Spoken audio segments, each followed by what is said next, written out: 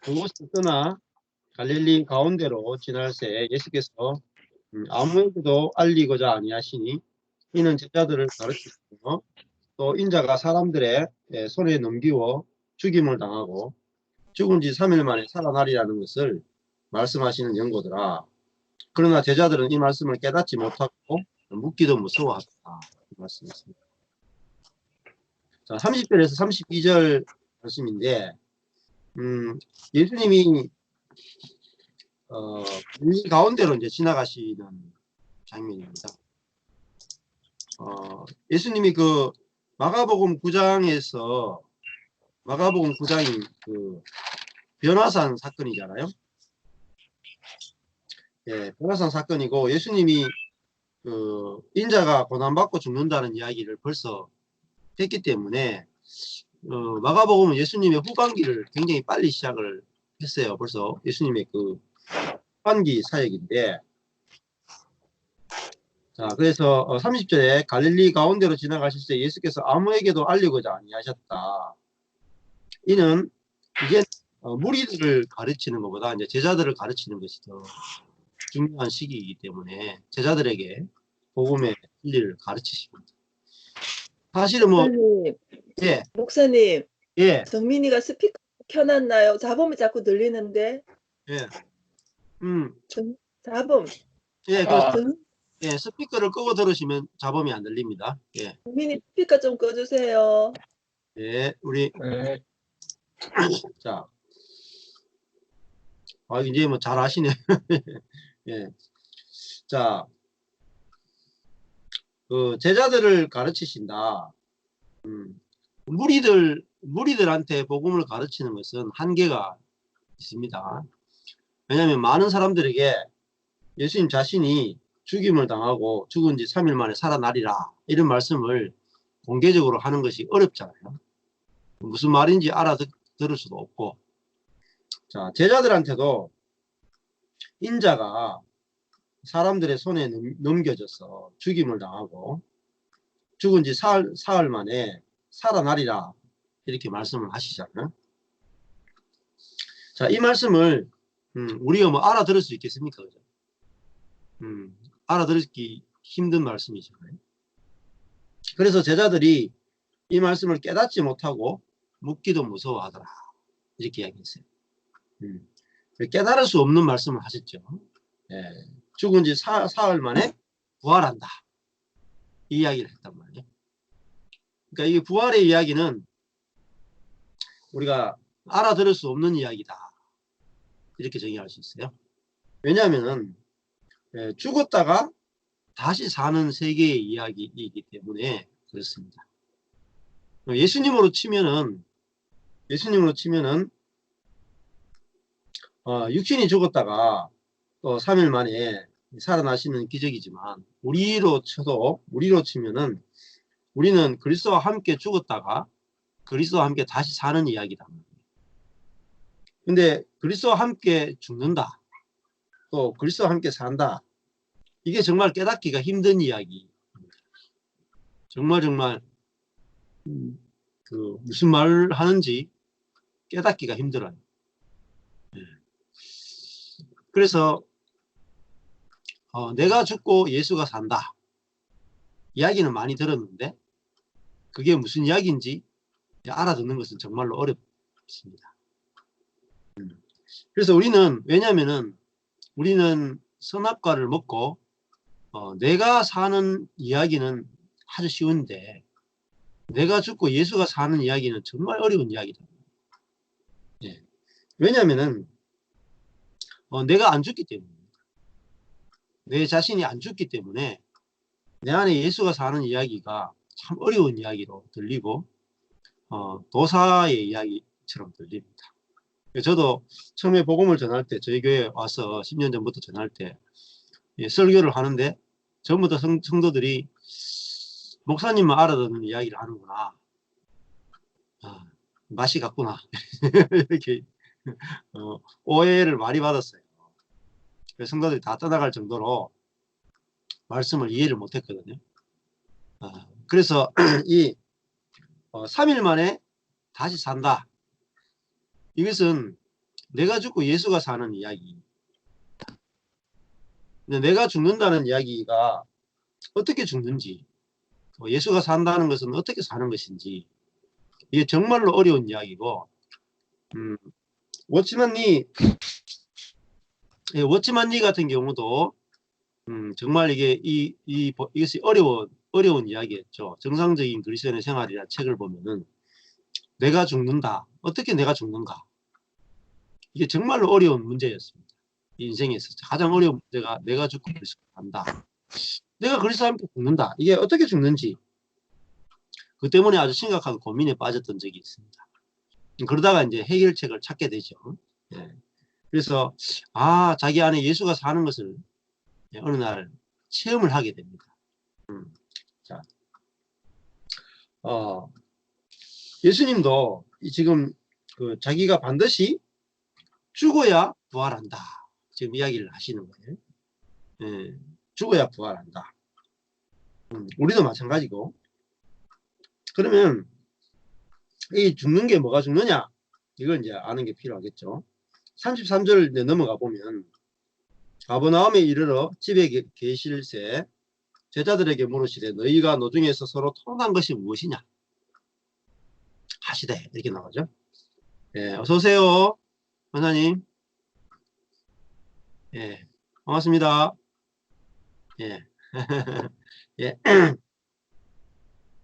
너희가 노중에서 서로 토론한 것이 무엇이냐 이렇게 이제 이야기하시는데 저희가 잠잠했어요. 이는 노중에서 서로 누가 크냐 하고 쟁론하였습니다. 제자들의 관심은 항상 누가 크냐 이게 그들의 주요 관심사였습니다. 자, 그러니까 죽는 것에 대해서는 알 수가 없죠. 누가 크냐 이걸 가지고 살기 때문에 죽는 것을 제일 싫어하잖아요. 그렇죠? 우리는 죽는 걸 제일 싫어해요. 그러니까 죽는 것은 여기 보면은 뭐가 죽느냐면 35절에 보면 아무든지 첫째가 되고자 하면 무사람의 끝이 되며 무사람을 섬기는 자가 되어야 하리라. 자, 뭐가 죽느냐? 첫째가 되고자 하는 게 죽는 거란 말이에요. 크고자 하는 게 죽는 거란 말이에요. 자, 근데 이 세계 선악과를 먹고 하나님처럼 되어서 내가 모든 것을 주관하고 내 인생의 모든 문제를 내가 풀고 다른 사람보다도 더 능력 있고 지혜 있고 성공하고 영광스러운 사람이 되는 것. 그것이 우리의 관심이다. 관심. 그러니까 선악과를 먹은 사람은 항상 그 속에 누가 크냐 하는 게 들어있습니다.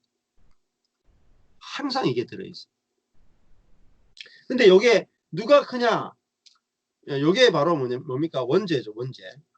사람이 갖고 있는 오리지널 신입니다. 원죄. 누가 크냐. 항상 이것 때문에 갈등이 생기죠. 누가 선하냐, 누가 악하냐. 이것도 선한 사람은 큰 사람이고 악한 사람은 작은 사람이에요. 그래서 노중에서 제자들은 누가 크냐 작으냐, 누가 선하냐 악하냐 이 문제를 가지고 끊임없이 쟁론했습니다. 언제 쟁론했느냐면 예수님이나 죽은 지 3일 만에 부활하고 내가 인자가 사람들의 손에 넘겨 죽임을 당할 것이다. 내가 죽으러 왔다. 나는 지금 십자가에 죽으러 간다. 이야기하고 있는데 제자들은 누가 크냐? 예수님이 이제 정권을 잡으면 누가 가장 높은 위치에 올라갈 거냐? 지금 그 이야기를 가지고 서로 막 싸우는 거예요. 싸운 이야기가 뭐 우리가 상상해 보면 대충 생각할 수 있겠죠. 누가 먼저 예수님 제자가 됐어. 시간적 순서대로 서예를 정하자. 가장 먼저 제자 된 사람이 오야봉이 되는 거죠. 혹은 누가 가장 헌신적이냐, 혹은 누가 가장 선하게 사느냐. 이런 걸 가지고 서로 누가 크냐 가지고 끊임없이 이제 쟁론했단 말이에요. 근데 예수께서 앉으시고 12제자를 불러서 물으시잖아요. 너희들이 노중에서 서로 토론한 게 뭐지? 당신들이 길을 이렇게 오면서 토론한 것이 무엇입니까? 이렇게 물었단 말이에요. 예수님은 이제 뻔하게 알죠. 뭐. 제자들이 뭘 가지고 다투는지 다 보인단 말이에요. 다 보인다. 왜냐하면은 예수님 속에도 누가 크냐 하는 그것이 있기 때문에. 예수님이 죄에 있는 육신의 모습으로 왔다는 것은 예수님 속에도 그 죄가 있단 말이에요. 누가 크냐 하는 죄가 있단 말이에요. 자, 그러니까 이 문제는 모든 사람이 고민하는 문제입니다. 누가 크냐 하는 문제는. 근데 이 문제가 끝이 나야 된단 말이에요. 누가 크냐 하는 문제가 끝이 나야지 다른 세계가 열린다. 자, 그래서 아무든지 첫째가 되고자 하면 무사람의 끝이 되며 무사람을 섬기는 자가 되어야 한다. 이건 뭐냐면 천국을 말하는 겁니다. 천국.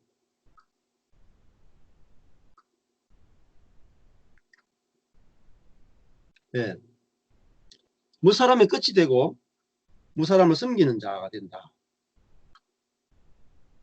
끝이 뭡니까?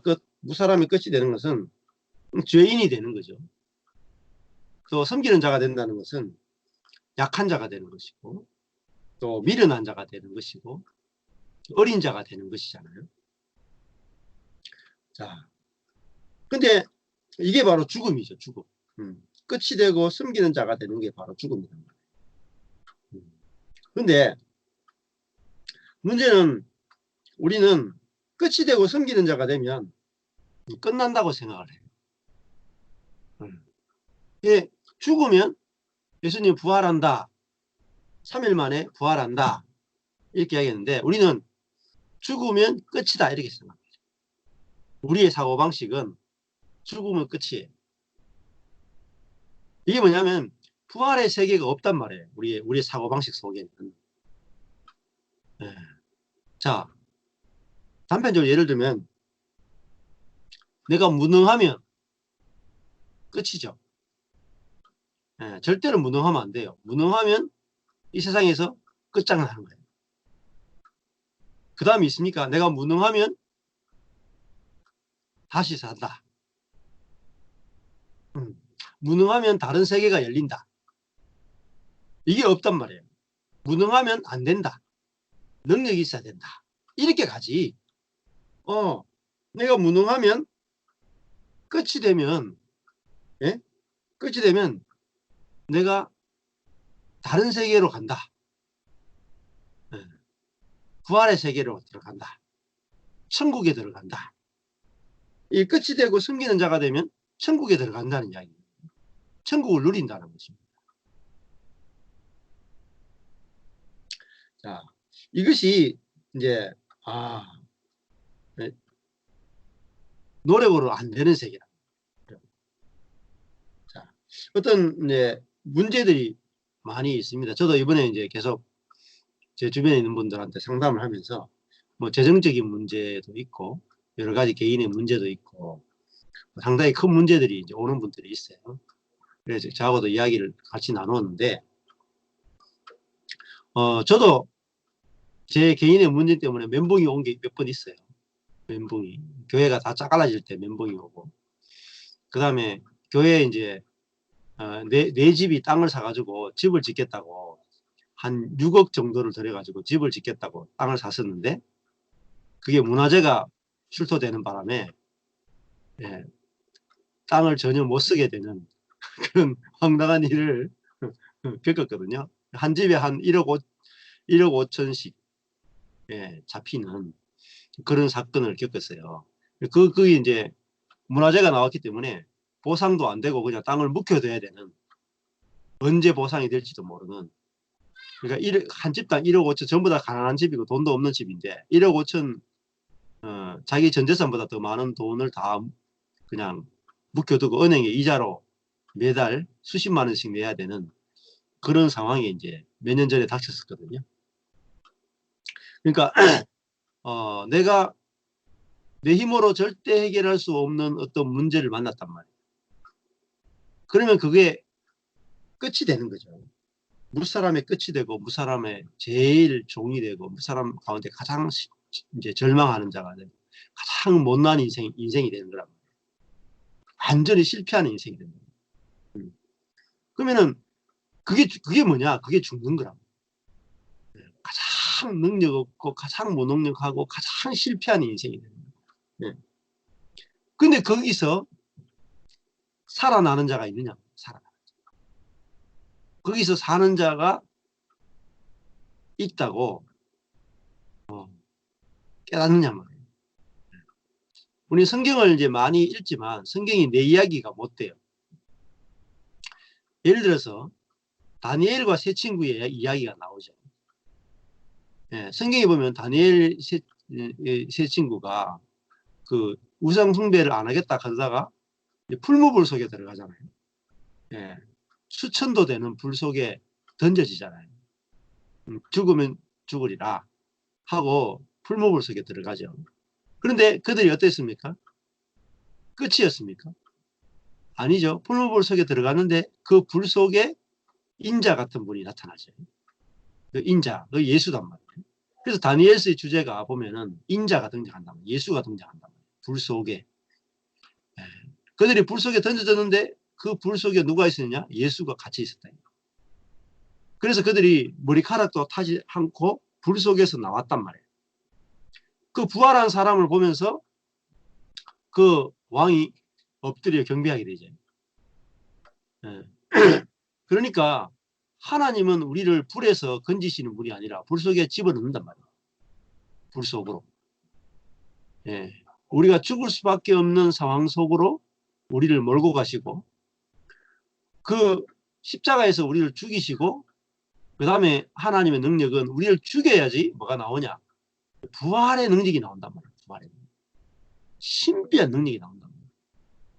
그러니까 하나님이 우리를 이끌어 가시는 것은 십자가에 참여시키고 십자가를 참여함으로 말미암아 이제 부활에 참여하는 자로 우리를 만드기 위해서란 말이에요. 자, 이게 뭐냐면 나의 능력이 끝나는 곳에서 하나님의 능력과 일하심이 나타납니다. 그러니까 내가 일하는 것이 끝날 때 하나님의 일하심이 나타나요. 근데 우리는 요거를 이제 못 넘어갑니다. 요거를 못 넘어가요. 이게 이제 꼴딱고개 꼴딱고개인데 못 넘어가. 그러니까 왜 못 넘어가냐면 내 경건이나 내 믿음을 가지고는 못 넘어갑니다. 그러니까 죽으면 산다. 이게 진짜 경험해야 알지 경험하지 않고는 이게 경험이 안 되거든요.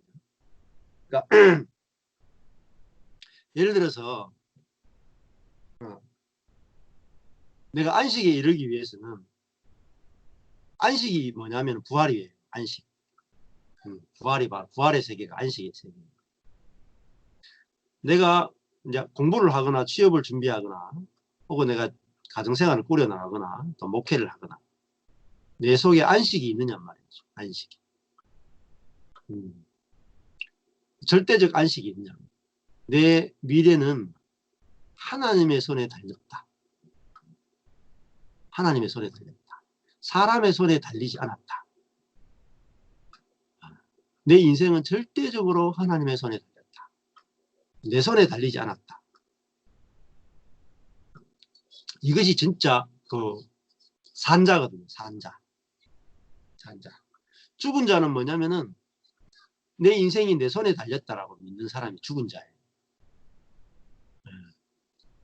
그러니까 내 인생이 내 손에 달렸다고 생각하니까 늘 불안하죠.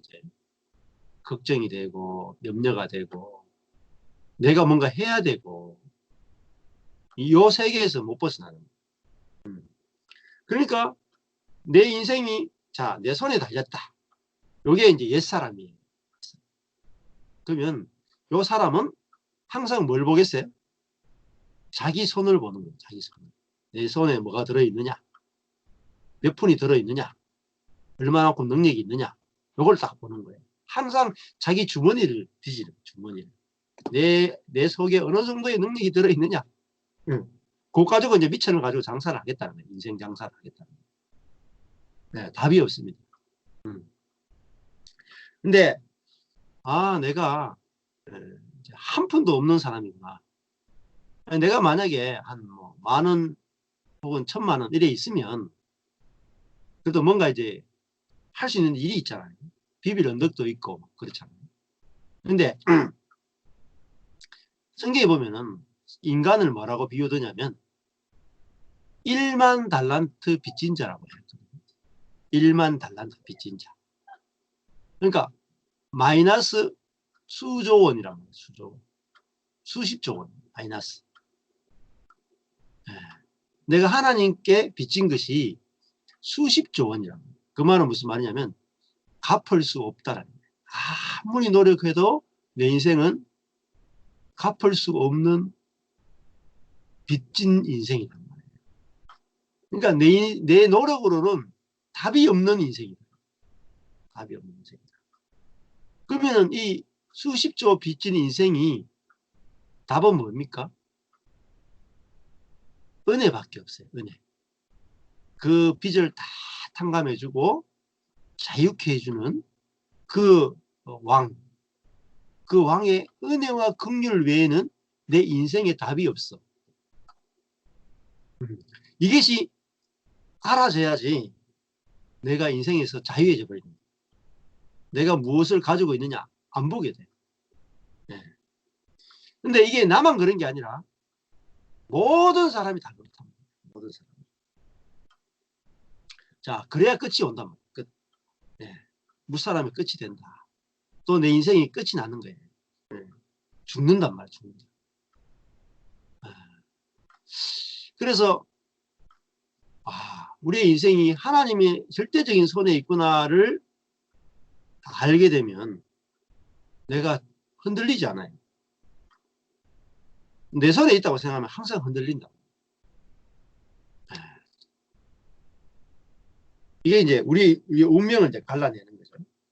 그래서 제자들은 항상 누가 크냐라는 문제가 항상 속에 있는 거예요. 그 인생을 살면서 이게 남자들은 더 괴로워요. 지금 우리 정민 형제 같은 경우에 이제 젊잖아요. 저 젊은 나이 때는 가장 고민되는 게 누가 크냐가 더 고민돼요. 제자들도 젊잖아요.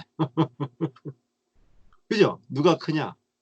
여기는 이제 권사님, 집사님 정도 수준 되면 누가 이쁘냐 이런 건 조금 이제 초월했죠. 누가 이쁘냐. 아니 별로 안 중요하잖아. 이제 늙어가자 우리가 이제. 저도 이제 누가 잘생기느냐 별로 안 중요하거든요. 이제. 젊을 때 20대는 누가 잘생기느냐 중요했는데 지금은 안 중요해 그거. 까짓 거 잘생긴 지금 끝났는데 뭐 잘생긴 못생겼냐. 지금 먹고 사는데 별 문제 없어. 지장도 없고. 그러니까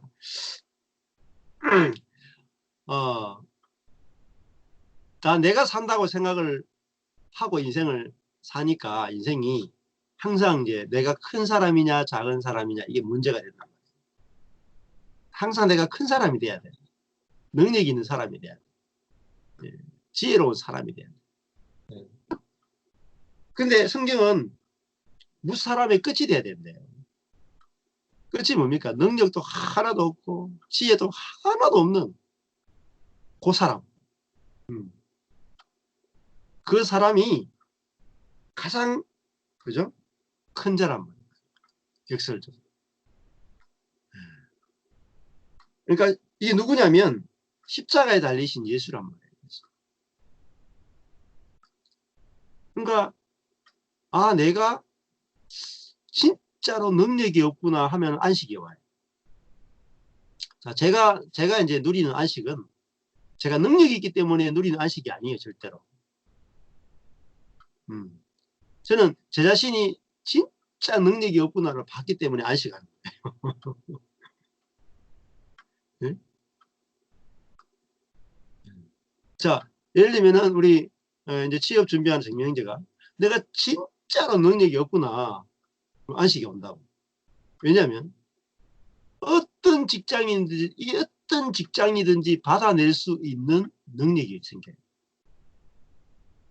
내가 어떤 직장이든지 어떤 자리든지 들어갈 수 있는, 감사할 수 있는, 받아들일 수 있는, 행복할 수 있는, 기뻐할 수 있는, 감사할 수 있는 능력이 어디서 생기냐면 내가 능력이 없다라는 데서 감사와 기쁨이 생겨요.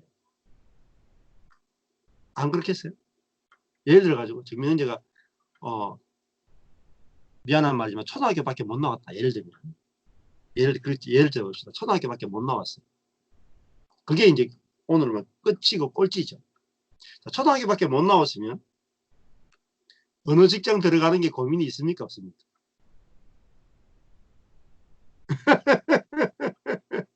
고민 없다니까. 진짜. 내가 초등학교밖에 못 나왔다 그러면요. 불러주기만 해도 아멘. 이게 비밀이에요. 비밀.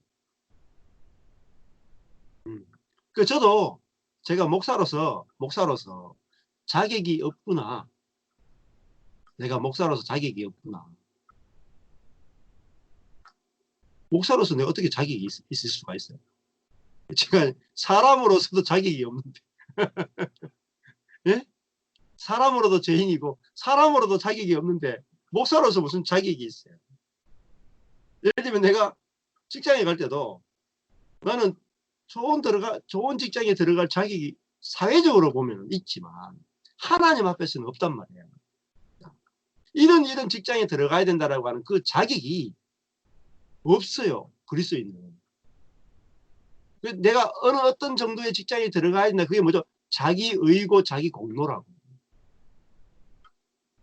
자기의 능력을 신뢰하는 거예요. 그러면요 못 가요. 또 어느 직장이 좋은지 어느 길이 좋은지 이렇게 되는 게 좋은지 저렇게 되는 게 좋은지 우리가 알 수 있나요? 모르잖아요. 저도 젊어질 때 생각해 보면 그런 두려움이 있었어요. 내가 대학을 졸업하고 어느 쪽으로 가는 것이 옳으냐, 어느 것이 직장을 돈을 많이 버느냐 그런 것들이 고민이 되고 걱정이 됐던 적이 있거든요. 그 공포스러운 느낌이 들더라고요. 정말. 고산병보다 대사병이 더 무섭다. 그렇게 하죠. 고산병보다 대사병이 훨씬 무서워요.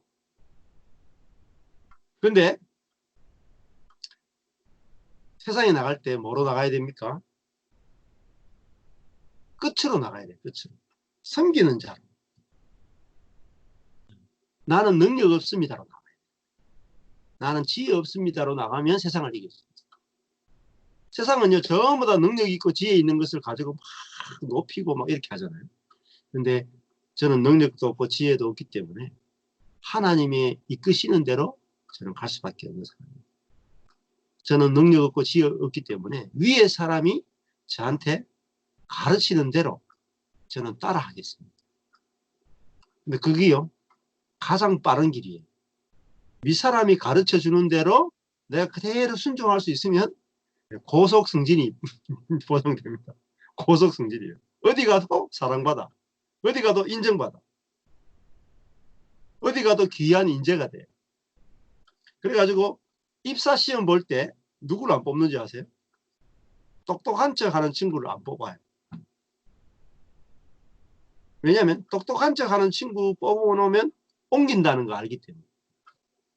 그 입사시험 볼 때는 저 친구가 우리 회사에 들어와서 꾸준하게 일할 수 있는 친구인가 이게 더 중요합니다.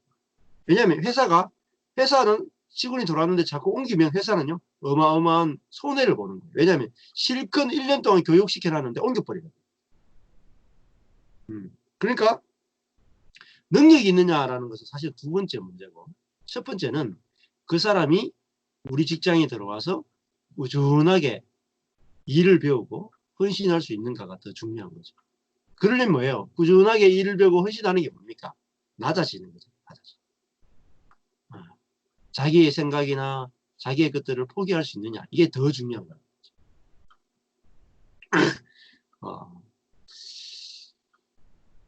예. 그래서 저는 이제 이걸 이제 깨닫고 나니까 뭐 어떤 목회든지 할 수 있을 거예요.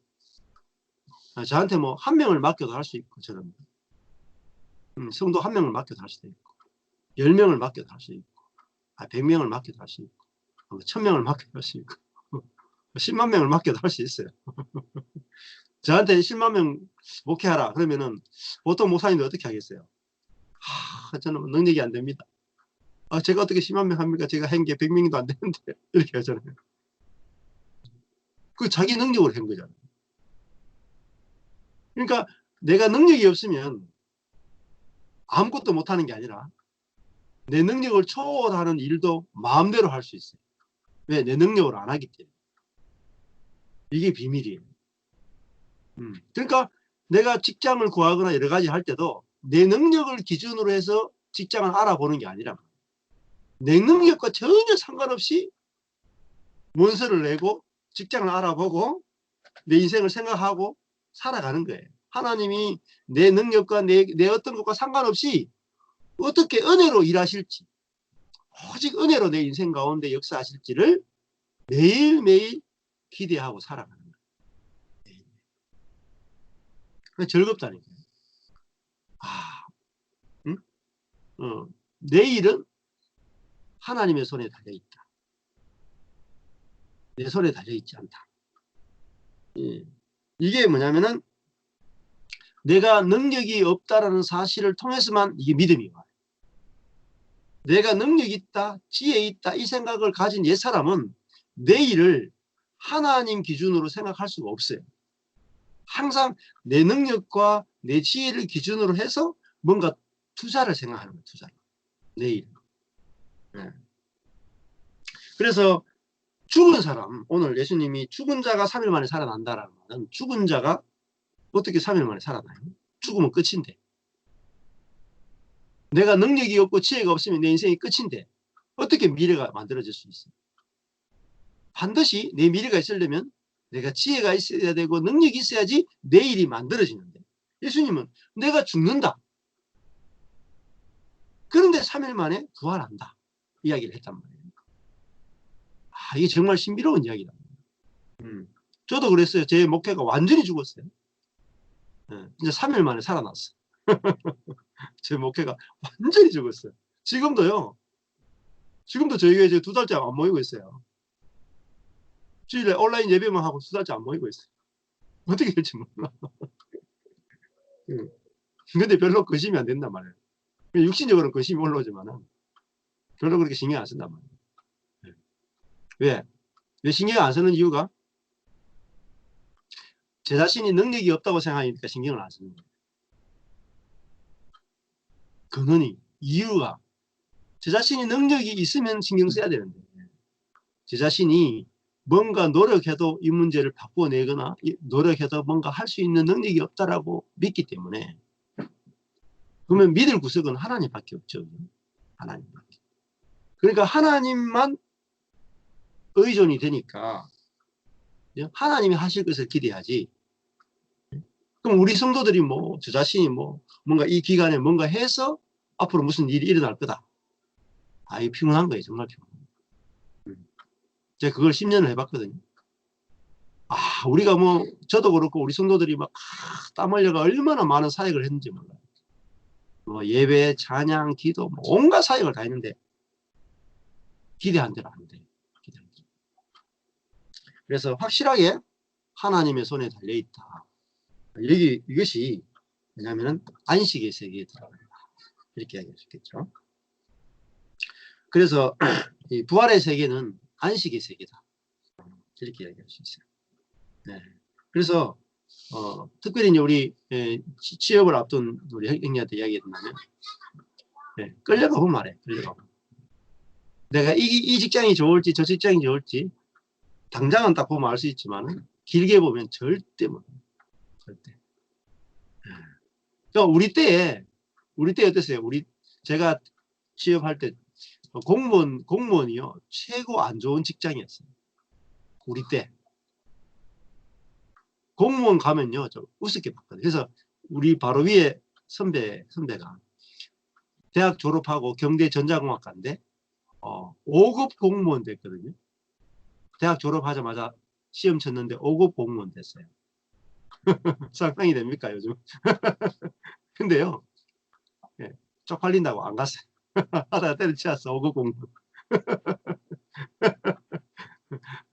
지금 그분이 5급 공무원으로서 지금까지 살았으면 지금 몇 급 됐겠어요? 한, 한 3급, 2급 안 됐겠어요, 지금? 경대 출신인데? 여자분인데? 여자 선배인데? 근데 그때 그게 안 좋아 보여가지고 때려치웠다니. 그게 불과 몇십 년 안 되잖아요. 불과 30년도 안 됐죠. 한 25년 뭐 이래 되잖아요. 그러니까 우리는 미래를 모릅니다. 네. 옛날에 고물 장사하는 사람이 지금은 저 고물 장사를 해가지고 큰 기업체 사장이 되기도 하고 은행으로 들어갔던 사람이 잘려가지고 지금 아무 일 없기도 하고. 그러니까 우리의 일은 내일 일을 절대 모른다. 그러니까 이게 죽음이잖아요. 죽음 다음의 세계에 대해서 우리는 모른다. 그래서 오히려 끝이 되고 섬기는 자가 될 때, 이게 얼마나 행복한지. 저 자신이, 제일 능력 없는 목사다. 제일 무능한 목사다. 이렇게 알아지니까, 뭐 경쟁도 없고, 편안해요. 경쟁할 필요가 없고. 네. 자, 그 다음에 36절을 보시면, 예수님이 어린아이를 이제 데려오시죠.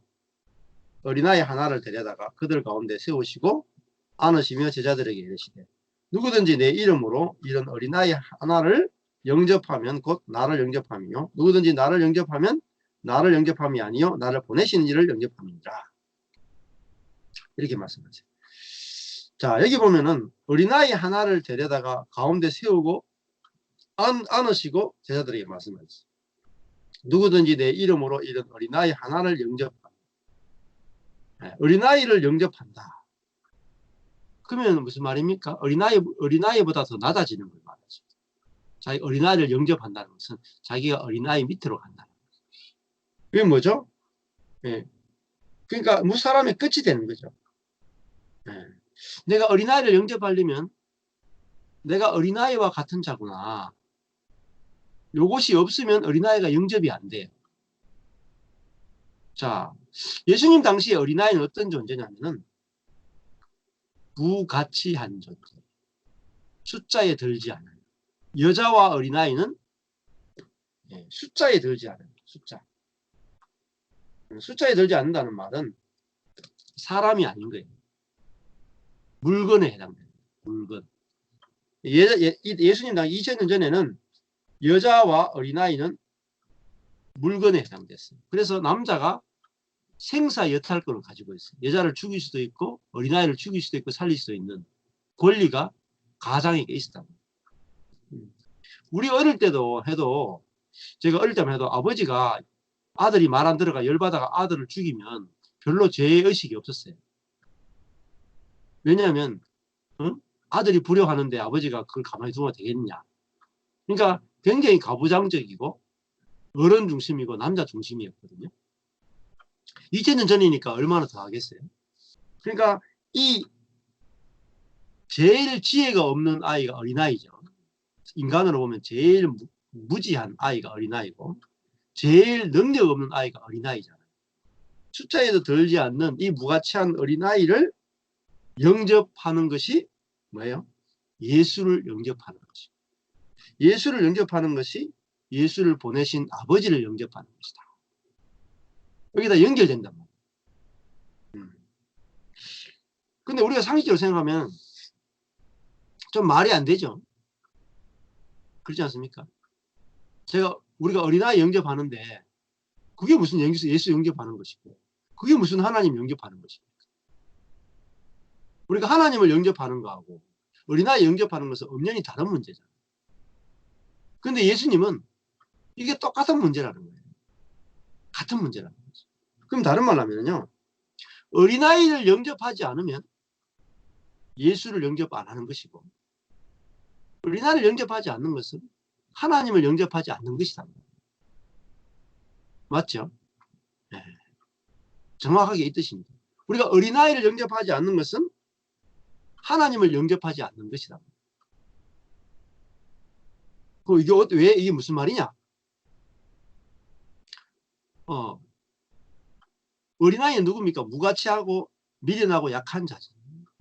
그게 누굽니까? 미련하고 약한 내 자신이란 말이에요.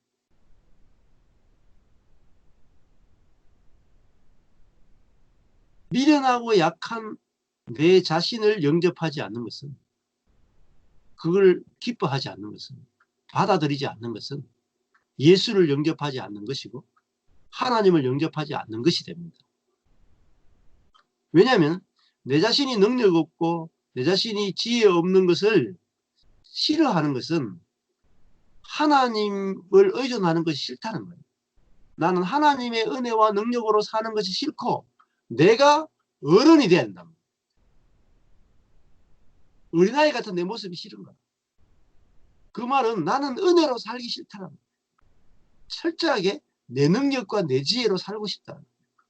그러니까 내가 어른으로 살고 싶다는 것은, 능력 있는 사람으로 살고 싶고 지혜 있는 사람으로 살고 싶다는 것은 예수도 필요 없고 하나님도 필요 없다는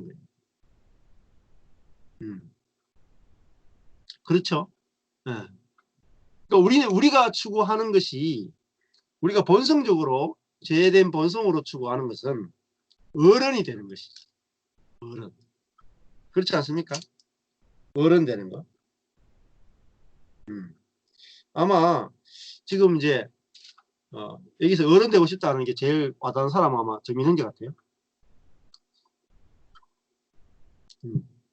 어른이 되고 싶죠. 어른 되려면 제일 먼저 뭐 해야 됩니까? 지금은 직장을 구해야 되잖아요. 직장을 구해야지 돈이 나오고, 돈이 나와야지 결혼도 가능하고, 그래야지 어른 구실을 할 수 있죠. 근데 어른이 되고 싶단 말이에요. 어른이. 근데 성경은 뭐라고 말하냐면 어린아이가 돼야 된다. 너희가 어린아이와 같이 되지 아니하면, 너희가 어린아이를 영접한다는 말은 어린아이와 같이 되는 걸 말해요. 그러니까 이 세상은 어마어마한 지혜와 어마어마한 능력을 가지고 있어요. 그리고 세상은 능력 있고 지혜 있는 사람을 높여요. 근데 이 세상을 이기는 것은 뭐냐면은 우리의 믿음이다. 믿음으로 세상을 이긴다. 믿음은 뭐냐면은 나는 능력 없고 나는 지혜 없다로 이긴다. 그게 나는 필요 없단 말이야. 나는 능력도 필요 없고 지혜도 필요 없고 오직 은혜만 필요하다. 이걸로 이긴단 말이에요. 거대한 세상은. 이걸로 이길 수 있어요. 자, 세상을 이기는 방법은 물맷돌 하나예요. 내가 갖고 있는 작은 물맷돌 하나로 세상을 이기는 거예요. 그게 돌이죠, 돌. 그 작은 돌이 뭐예요? 예수란 말이에요. 십자가에 죽은 무능력하고 미련한 그 작은 예수. 그 무능력하고 미련하니까 뭐로 이겨요? 은혜로 이긴단 말이에요. 은혜로. 만군의 여호와의 이름으로 이긴다. 그게 뭐냐면 은혜로 이긴다는 거예요. 그러니까 다윗이, 모든 사람이 골리앗 앞에서 벌벌벌 떨죠. 골리앗이 갖고 있는 어마어마한 키와 어마어마한 능력과, 그리고 다 방패로 막고 있는 어마어마한 전략, 어마어마한 지혜 앞에 모든 사람이 벌벌 떨었습니다. 왜 떨었냐면 자기의 능력을 보니까, 자기의 지혜를 보니까. 모든 이스라엘 사람들이 다 골리앗 앞에서 다 벌벌벌 떨었어요. 근데 떨지 않은 사람이 한 사람이 있었는데 누구냐면 다윗이었던 거예요. 다윗은 왜 안 떨어졌습니까? 다윗은 갑옷을 입을 수도 없어요. 갑옷 입기도 너무 작아, 키가. 어린아이다, 아직까지. 그러니까 다윗은 옷을 입지 않았다라는 말은 뭐예요? 벌거벗었다는 뜻이에요. 자기의 능력이 없단 말이에요, 다윗은. 그래서 너는 칼과 단창으로 내게 오지만 나는 뭐로 나가요? 칼과 단창이 뭐예요? 칼과 창으로 온다는 말은 능력과 지혜로 온다는 거예요. 다윗은 뭐로 나가요? 나는 만군의 여호와의 이름으로 온다. 그럼 이름이라는 뜻은 뭐예요? 다윗의 이름으로 나간다가 아니다 말이에요. 다윗의 이름. 나는 이름이 없는 자다. 다윗은 그때 자기 이름이 없는 자예요. 어린아이다. 어린아이. 이름 없는 자. 어린아이는 이름이 없어요. 이름이 있다는 말은 사람이란 뜻이고 이름이 없다는 말은 물건이란 뜻입니다. 어린아이는 물건이에요. 이름이 없어. 그러니까 다윗은 자기 이름이 없어요. 자기 능력과 자기 지혜가 없기 때문에 뭐예요? 하나님의 은혜만 의존합니다. 그래서 벌거벗고 자기 그냥 목동에 옷을 입고 물맷돌 하나 들고 나가서 물맷돌을 던졌는데 정확하게 이거 딱 맞잖아요. 어떻게 가능했습니까? 다윗의 실력이나 능력이 아니에요. 네. 대충 던져도 여 맞아요. 대충 던져도. 눈 감고 던져도 여 맞다니까. 네? 눈 감고 던져도 여 맞게 돼 있어. 은혜로 이긴 거예요. 이 사람. 근데 다윗이 그렇게 이길 수 있었던 것은 그 전에 사무엘이 와서 기름을 부었습니다. 다윗이 그 사건 있기 전에 사무엘이 와서 다윗에게 기름을 부었죠. 그러니까 그 전에 다윗의 속에는 뭐가 있어요? 기름 부음이 있단 말이에요. 그 기름 부음이 그 기름 부음을 통해서 하나님만 의존하는 마음이 그속에 있어요. 그게 기름 부었어요. 하나님만 의존하는 그 마음이 기름 부었어요. 그걸로 이긴 거죠. 그러니까 내가 세상을 이기는 비결은 오직 은혜예요. 오직 은혜. 나는 내 능력으로 사는 것이 아니라 은혜로 삽니다. 내가 취업을 하건 결혼을 하건 돈을 벌건 내가 남편하고 살고 아내하고 살고 자녀를 키우고 모든 것이 나는 은혜밖에 의존할 것이 없다. 이런 사람은 아주 담대하게 되는 거죠. 모든 부분에서 하나님을 인정하기 때문에 담대해질 수 있다. 네. 그래서 내 자신이 결국은 오늘 죽는 거는 예수님이 죽고 3일 만에 살아난다. 이야기는 뭡니까? 내가 능력이 있어야 된다. 내가 지혜가 있어야 된다. 이게 죽는단 말이에요. 그래서 뭐가 돼요? 어린아이가 된단 말이에요. 어린아이. 그 어린아이가 뭐냐면 다시 마태복음으로 가면 8복 가운데 첫 번째 복이 심령이 가난한 자는 복이 있나니 천국이 저희 것이며 그 말이에요. 심령이 가난하다는 말은 아무것도 없단 말이에요. 내 자신에 대해서 의존할 게 아무것도 없단 말이에요. 그 절대적 가난이에요. 절대적 가난. 내 자신에게 의존할 것이 하나도 없는 사람은 의존할 분을 의존하게 돼요.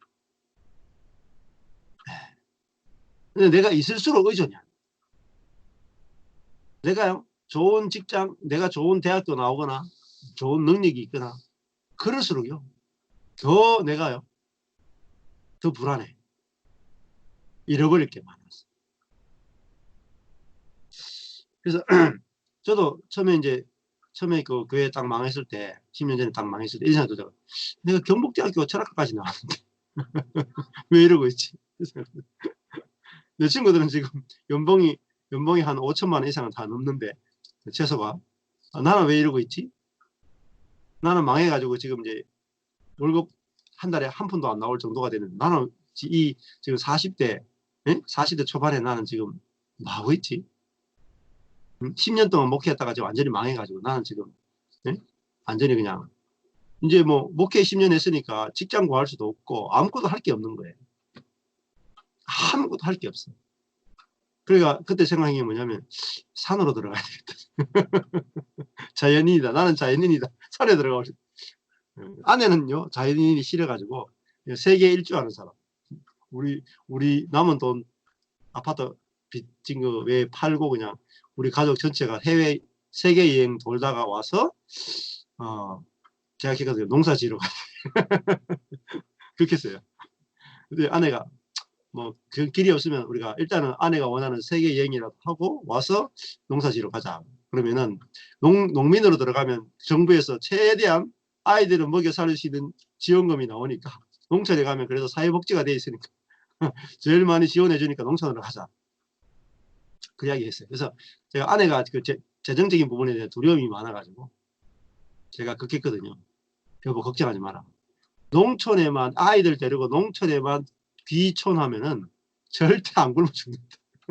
대한민국에서 귀촌하면은 집도 공짜로 주고 농사 지을 땅도 주고 농사 짓기 싫으면 그냥 가서 농촌에 가서 농촌 일손 돕기 그것만 나가도 절대 굶어 죽을 일이 없으니까 걱정하지 마라. 농촌에 일손이 너무 부족하다. 그러니까 아무 걱정하지 마라. 내가 뭐 다른 거는 못해도 농촌에 가서 일이라도 해서 먹여 살릴 테니까 걱정하지 마.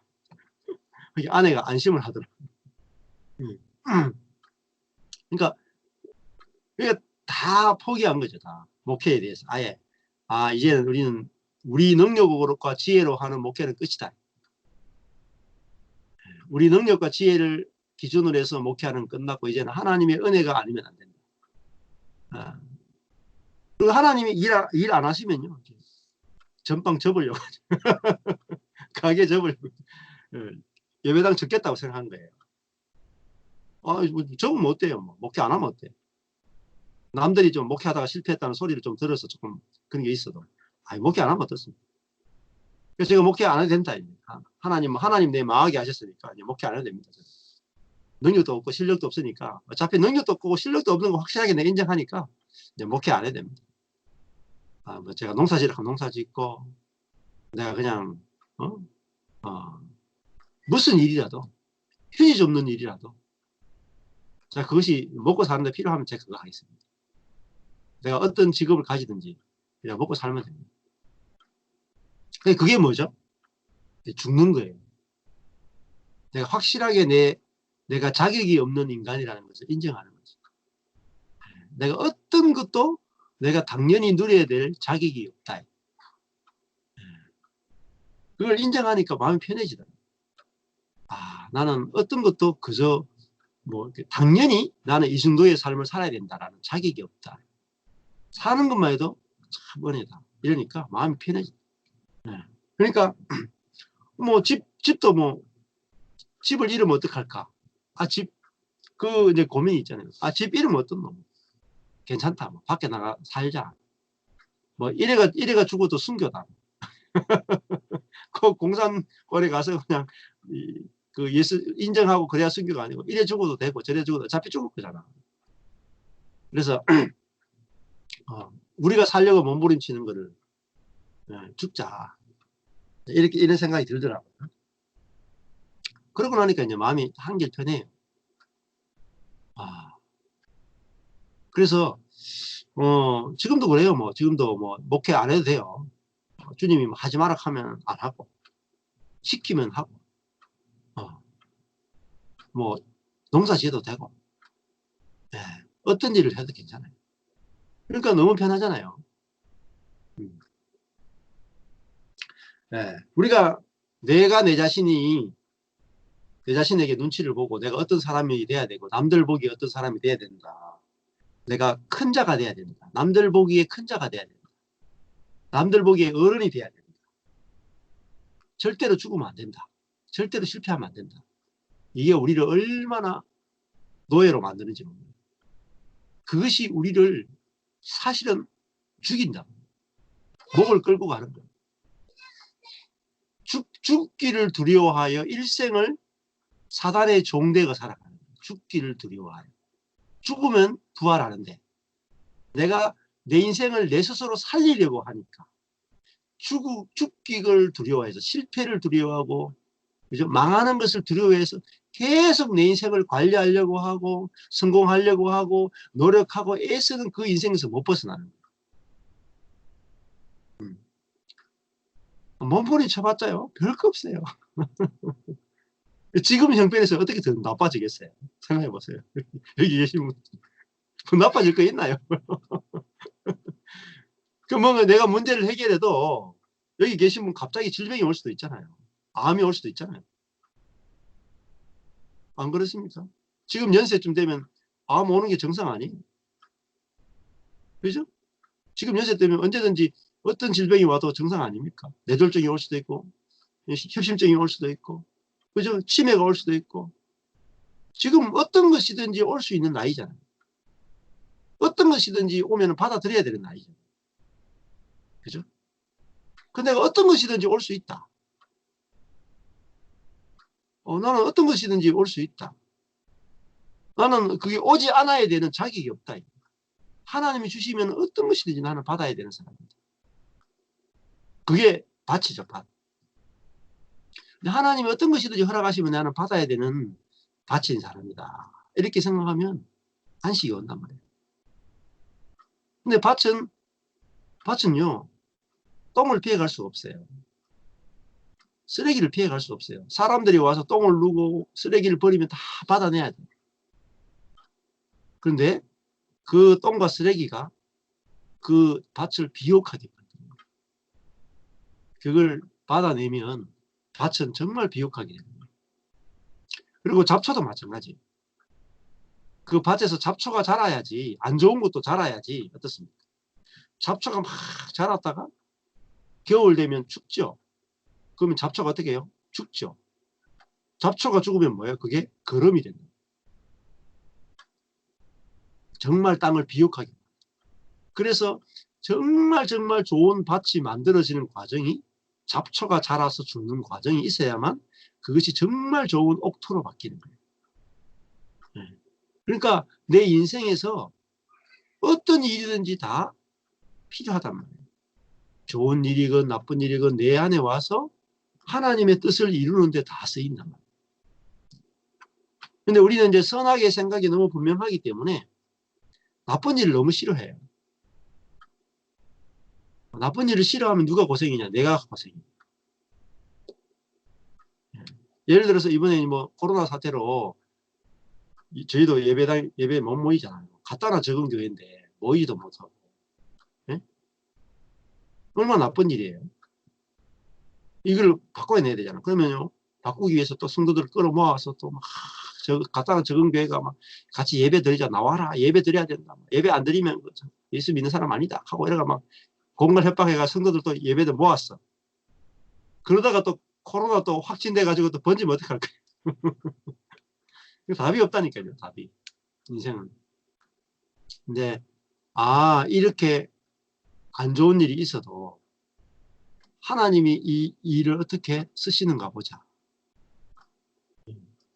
또 우리가 아무 일을 못할 때 하나님은 이 일을 통해서 일하고 계신다. 이렇게 알면 이제 안식이 온단 말이죠. 네. 그래서 오늘 이제 말씀을 좀 정리해 보면, 어린아이, 어른이 편합니까? 어린아이가 편합니까? 살아보니까 어른이 편하네요. 어린아이가 편합니다. 우리 8살 전심이 아무 생각이 없습니다. 8살. 저 나이에 8살 아들 갖고 있기가 힘들죠. 8살, 제 친구들 전부 다 뭐 20대 애들, 아들들이 20대, 30대 애들 데리고 있거든요. 근데 저는 8살 애를 데리고 있어요. 전심이 아무 생각이 없습니다. 무엇을 먹을지, 무엇을 마실지, 무엇을 입을지 아무 생각이 없고 그냥 사랑받고 그냥 먹고 마시고 놀고 막 너무 행복해요. 그렇다가 두들겨 맞고 야단 맞으면 힘들어하지만 진짜 아무 생각 없이 너무 재밌게 놀아요. 그래도 뭐예요? 미래는 아버지에 의해서, 하나님에 의해서 미래는 준비되고 있단 말이에요. 그죠? 네.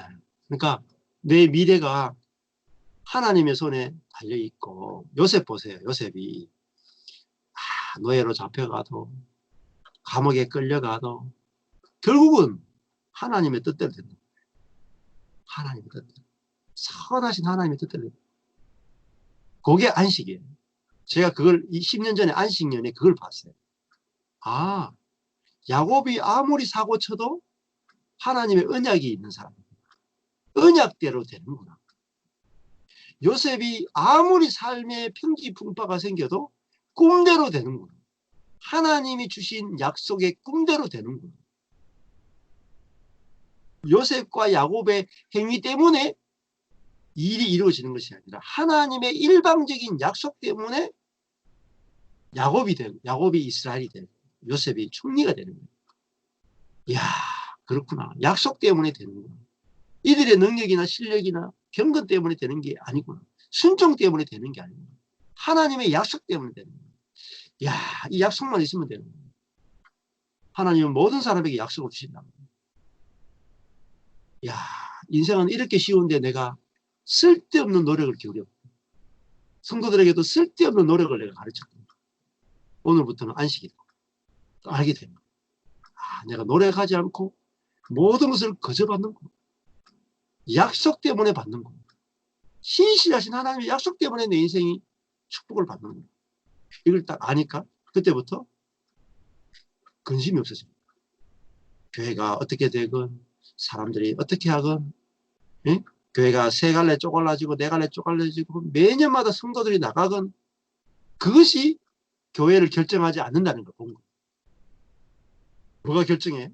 하나님의 약속이, 하나님의 은혜가 내 인생을 결정하고 하나님의 손이 교회의 미래를 결정한다. 이걸 본 거예요. 그러니까요, 제 인생에 대해서, 교회에 대해서 손을 떼게 돼. 나의 손을 떼고 하나님의 손이 invisible hand, 하나님의 보이지 않는 손이 어떻게 일하시는가를 지켜보는 사람입니다. 그러니까 지금 이제 저는 제 삶 가운데 하나님이 어떻게 일하시는가가 보이거든요. 제가 일 안 하니까, 제가 스탑하니까 하나님의 일하심이 보여요. 지금 이렇게 성경 공부하는 것도 저한테는 하나님의 생색이 일하심이에요. 그렇잖아요? 제가 여기 계신 분들하고 어떻게 성경 공부하자고 말한 적이 있습니까? 제가 여기 계신 분들 전도하러 나간 적이 있습니까? 없잖아요. 저 여기 계신 분들 한 번도 전도한 적이 없고, 한 번도 저하고 성경 공부하자고 말한 적이 없고, 그냥 저는 제 자리에서 주님이 보내주실 때까지 기다린 것밖에 없어요. 그러니까 저는 매일매일이 제가 일하지 않기 때문에 하나님의 일하심을 보거든요. 그래서 이게 정말 정말 놀라운 은혜고, 그래서 그렇구나, 내 손이 미래를 결정하는 것이 아니라 하나님의 손이 결정한다고 해서 주님께 끌려가시면 돼요. 당장은 힘들어 보일 수도 있어요. 요셉처럼 내가 원치 않는 길로 갈 수도 있어요. 그러나 반드시 하나님의 은혜가 나타나게 되겠습니다. 네. 이 은혜 안에서 우리가 안식을 누리시게 되길 축복합니다. 네. 감사합니다. 네, 여기까지 하고 같이 나눔을 좀 하겠습니다. 네.